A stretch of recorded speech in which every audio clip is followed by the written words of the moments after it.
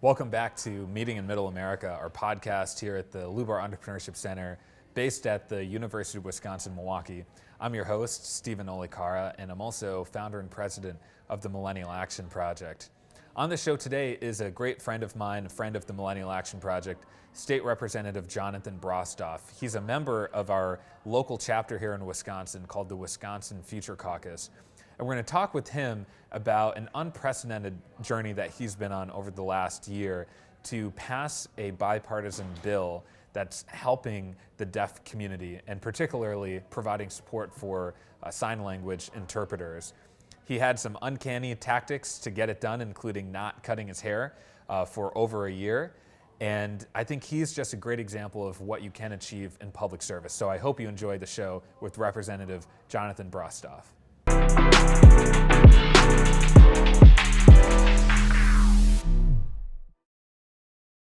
All right, we're here with State Representative Jonathan Brostoff. My good buddy, Jonathan, thanks for joining us. Good to see you, man. Appreciate it. So you are a state representative representing the East Side here in Milwaukee. Yep. You've been active with the Wisconsin Future Caucus, which is affiliated with the Millennial Action Project, and we've done a lot of cool projects together here in Milwaukee, which we'll jump into. But the biggest thing I want to start with, which our viewers might have heard about, is that you went for over a year without cutting your hair. And I saw this fro continue to grow over the course of that year. Yep. So why did you do that? Well, basically the kind of background is there's this legislation I've been working on with the deaf community for quite a while, and the deaf community in Wisconsin really did not have a seat at the table in the same way other groups did, you know, like the WMC or the NRA or the Tavern League or other kind of big, very well-funded organizations that have large membership, ton of money, all sorts of ways to influence policy from that regard. So basically, it was just me and a small, very dedicated group of volunteers within the deaf and deaf ally community kind of working together, strategizing, and we had a really important time-sensitive bill around updating the licensure for sign language interpreting and basically providing more access, more job opportunities, and greater accountability for the deaf community in Wisconsin that should have passed this one, a couple cycles ago, but we got incredibly close. We got right up to the finish line. We couldn't make it over. And anyway, a lot of the folks who I worked with were really new to politics and had never even met with their state legislators before, anything like that.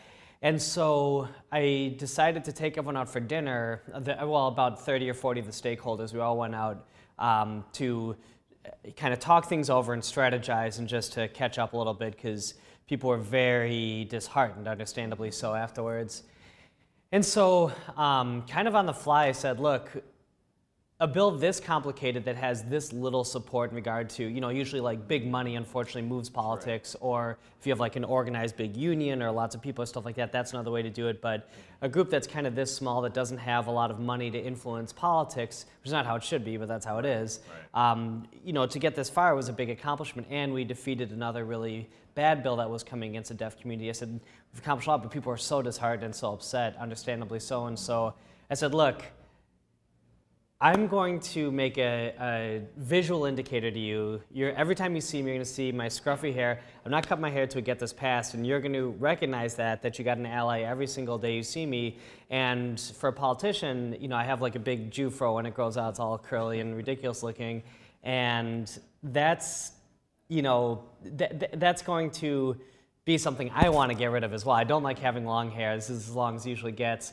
Yeah. It doesn't look professional. It's not something my constituents are going to appreciate, but it'll be a sign to you that I'm working on this every single day. It'll be a sign to me every single day I look in the mirror, get this done. And it ended up taking a little longer than we expected because we had a kind of unique session schedule that cycle, but we got it done, and then we had a big shearing party, and we donated the money to different deaf organizations, but that's kind of long and short of it. And it really just was a kind of on-the-fly thing that I said, and that community having a visual indicator for it is a big deal as well, culturally. So yeah, that was a good experience. But then one of my Republican buddies on the floor when we had a session was kind of busting my chops, and then was and a reporter overheard or something like that, and then he told another reporter who told a Milwaukee reporter, and then he called me up and said, hey, this is kind of funny, can I do a story about this? I said, sure. And then it just kind of got picked up by some different national outlets like The Hill and HuffPo and stuff like that. Yeah. So, but yeah, it was a great accomplishment. It really was a good story of the best of what's possible in politics. Absolutely. Exactly. And there's so few of those these days. I think that's part of why it stood out as well. Most importantly, it was a really good policy to pass and helps people in a very direct way. So. Yeah, and that's why I wanted to highlight it, because there's so much divisiveness and so much negativity in politics, and young people are disproportionately turning away, so disillusioned. And I feel like what this story highlights is that you really can make a difference. Absolutely. And you can get, as you mentioned, new people involved in the process. Absolutely. So how long did the whole thing take from the pledge to passing the bill? It was just around a year or so. Okay. Yeah, just around a year. And it got to, I believe my wife measured it at, I think, 11 inches, which is much longer than I'm comfortable with, but it is what it is. But we got it done. We got it done. And we actually were able to use a deaf barber who was kind of like the licensed professional on the scene to help out and highlight a deaf business in Milwaukee as well. But, it's the thing. It really shows the best of politics because, again, usually the way it works is, unfortunately, there's way too many politicians who are for sale these days, who, if you have enough money, you can move them one way or another, and there's way too much kind of negative influence, especially after Citizens United and after the kind of laws that were made in Wisconsin to basically have unlimited spending on politics at the state level. And therefore, the right thing becomes much harder because a small minority of people who have a ton of resources are able to have a hugely disproportionate effect on the process, and everyone else gets kind of pushed out of the way. And so what we see is policies that aren't really popular with the vast majority of people, but that's how it keeps happening. This is something where a small in numbers and very small in that kind of political influence group who just wanted the right thing for their community and wanted a very important change that is fairly technical, but I can get into if you want. Yeah, but a change for the better for their community, and did all the research, did all the policy work, and studied what other states have done and what's possible and blah, blah, went through all that and then organized and met with their legislators and and I helped organize those meetings too because they didn't have a lobbyist. They didn't have anyone running point. We did all that work with them, and I can't tell you how many people I had that said to me stuff like, "Oh, I never," they were trying to say something nice, but they're saying, "I never even thought I could talk to a politician before, let alone have people hear my side of the story." And it's like, that's kind of a nice thing. That it's almost a compliment, but on the other hand, it's kind of sad state of affairs when you have a whole segment of the population that's so, that's so kind of taken away from, from directly being able to influence their employees, their representatives. Right. So I think we did a lot to empower a community that, or help with the empowerment of a community that really, deserves a seat at the table like everyone else, but was kind of disproportionately left off. You know what they say in politics, if you're not at the table, you're on the menu, and that's what kept happening. So it was great, and now there's a lot of other initiatives that, we're talking about and working on together that can help improve. This was a very important time-sensitive thing, but it, I think, was not the only challenge faced by the deaf community. There's actually quite a few others, everything from lead K initiatives and language acquisition, especially 0 to 3, and then through kindergarten and elementary school, things like captioning in movie theaters, that Hawaii is doing. There's a lot, but this was a really important step forward, and also help show people that it can happen. Yes, that's important. It's possible. Yeah, and you talk about the process, and it really does represent something larger about how you can change politics and change the way it works. And I remember when, I was personally very moved by it, because I remember when you first started on it, I actually didn't know the hair was connected to the bill for the first few months, and then someone told me, and I was like, oh my gosh. Because at the beginning we had started a series called Red and Blue Dialogues, and so we would see each other regularly through that, and when it finally passed, that was so powerful, and it was passed along a bipartisan basis. Unanimous in both houses. Wow. Every single Republican, every single Democrat. And actually, so funny. I'd worked so hard and so long on this that it passed second we have a bicameral in Wisconsin as well, so it passed second in the Senate. And when it passed in the Senate, it was the last order of the day, and they're going through everything really quickly. And you can, if you watch on Wisconsin Eye, you can see all the process going through, and at the very end when it passes, you hear this like scream in the background. I'm in the chambers, and I was just like, I couldn't hold it in, and everyone's like, oh, that's Brostoff. Like everyone knew, I'd been working on this, but yeah, I mean, it was also just a good example of the best of what Wisconsin politics used to be. It's become much more divided, unfortunately, and really under, I would say, some there's been a lot of really corrupt and kind of evil leadership going on in a lot of different ways, but this was something where Democrats and Republicans agreed, and it was something that was not, it was just in service of people. And, folks who are on the kind of extreme conservative side of things, I would say in general, hopped on board. And you had people like Thiesfeld as well, Kleefisch, who took a lot of leadership on it when he was representative, and then afterwards. You had people like, Tittle, who were really on board. So you had a lot of really, and a new senator, from central Wisconsin, Teston, who were really helpful in this, but it was a completely bipartisan thing. And it's also really rare that something this substantive passes unanimously in both houses. Usually that's, declaring it, Badger Month or some sports team or something like that.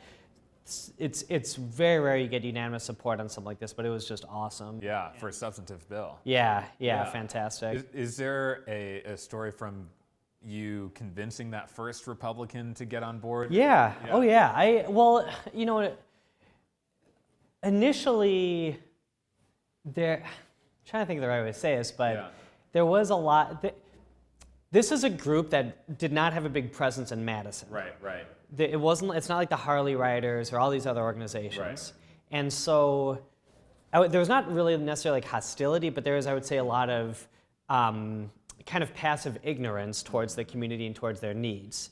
And it took a lot of educating at first because people just didn't, it wasn't that they were, again, I'm not saying that this was something where either Democrats or Republicans or anyone else was like evil in this way or anything like that, or hostile. It was just, there wasn't the knowledge of the issues at hand because they hadn't, and a lot of it came from proximity.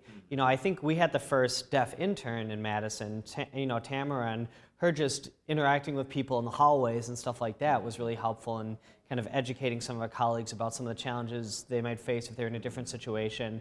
And then we had a couple deaf legislative days, and I remember very clearly one of my colleagues who was very hesitant at this in the beginning, who's actually Republican, who said, basically there's no way they would support this, and that they didn't see a need for it and it's just a waste of time. Kind of after a couple years of educating work on this, was one of the staunchest supporters.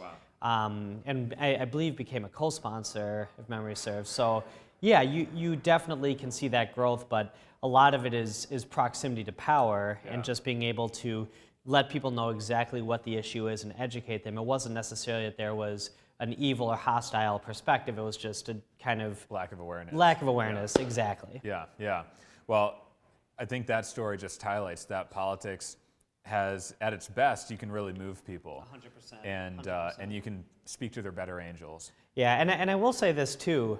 Someone who I've fought tooth and nail with, and who, in some ways, I think, I have very different perspective on, but in this case really came through in the clutch, was actually, one of my greatest opponents is Robin Voss, who is, the top Republican on the Assembly side, as he's the Speaker. But to his credit, on this, he was really great, and being able to kind of compartmentalize. I'm sure he's got his feelings about me or whatever.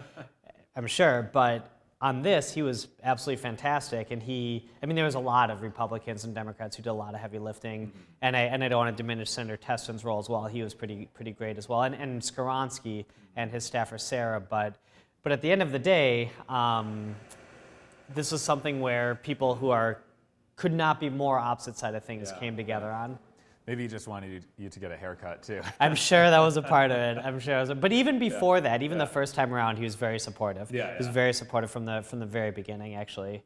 It got caught up in the Senate. It was the Senate's fault, not the Assembly didn't pass the first time. Right. Excellent. Well, we could talk about this so much, but really appreciate you sharing a little bit about the story of how it came from the conception of the idea to ultimately winning. And for everyone who's tuning in, you have a great speech on the floor of the assembly done in sign language. It was actually the first time it's ever been done in state history, so it's kind of cool. I didn't realize that, but the archivist contacted my office afterwards, like, hey, just so you know. So that's extraordinary. yeah, maybe we can link that in the show notes. We will. Awesome. Absolutely. Hey, Jonathan, thank you so much. Yeah, really appreciate it. Fantastic. Thank you.